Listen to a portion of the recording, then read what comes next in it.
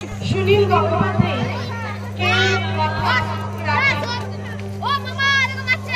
কেউ কথা রাখে, ৩৩ বছর কাটলো, কেউ কথা রাখে। ছেলেবেলায় বসলে তার কাকমণি গান হঠাৎ থামিয়ে বলেছিল, শুক্লা দ্বাদশীর দিন অন্তরাটুকু শুনিয়ে যাবে।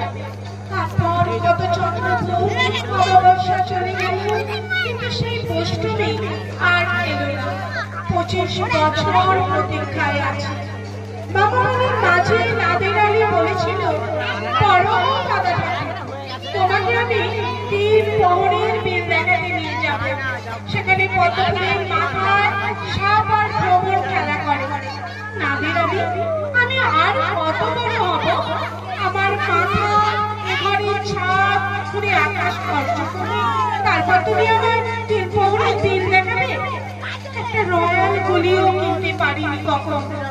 লাঠির লজেন্স দেখিয়ে দেখিয়ে চুষেছে লস্কর বাড়ির ছেলেরা। ভিখারির মতো চৌধুরীদের গেটে দাঁড়িয়ে দেখেছি ভিতরে লাল শস্য অবিরল রঙের ধারার মধ্যে সুবর্ণ কঙ্কন করা ফর্সা নরমেরা। কত রকম আমোদে এসেছে, আমাদের কাছে ফিরেও চায়নি। বাবা আমার কাছে বলেছিলেন, দেখিস একদিন আমরাও। বাবা এখন অন্ধ, আমাদের দেখা হয়নি কিছু। সেই রয়্যাল গুলি, সেই লাঠি লজেন্স, সেই রাস উৎসব আমার কেউ ফিরিয়ে দেবে না।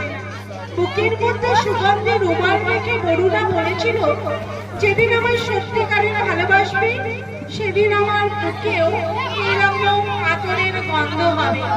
ভালোবাসার জন্য আমি হাতের মুঠোয় প্রাণ নিয়েছি। দুরন্ত সারের চোখে বেঁধেছি লাল কাপড়।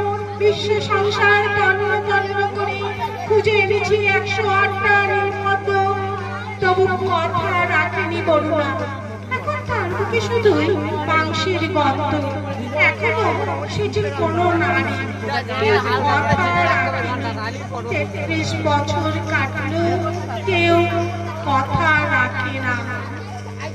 সবাইকে শুভরাত্রি জানালাম।